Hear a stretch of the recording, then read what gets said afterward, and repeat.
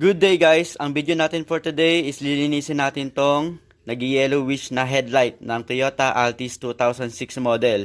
So tara, samahan nyo akong testingin natin tong product na nabili ko kung effective makalinis nitong headlight. So tara, simulan natin.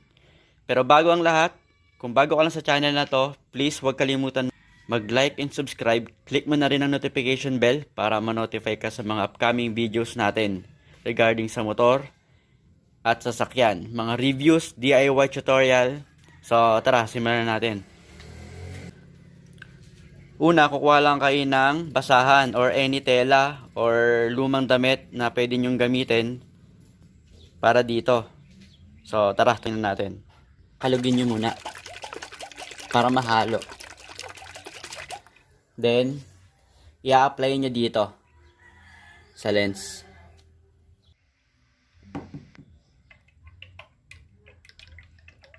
Oops.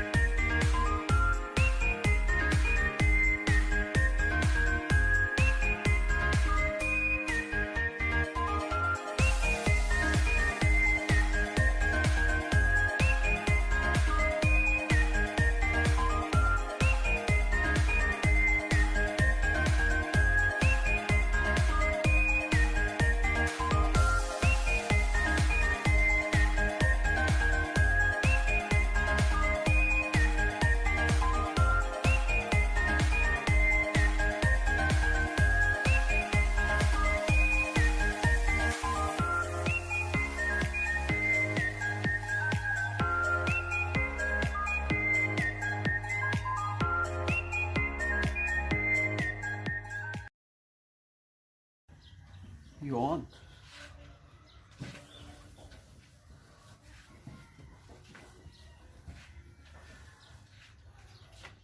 So, that's it.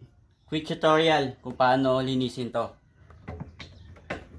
Gamit tong yan, yung pledge metal polish na mabibili sa Shopee or Lazada. Check nyo na lang sa link sa baba. Hindi nyo na kailangan bumili ng bagong headlight para sa mga naninilaw na headlight, yung lens nya.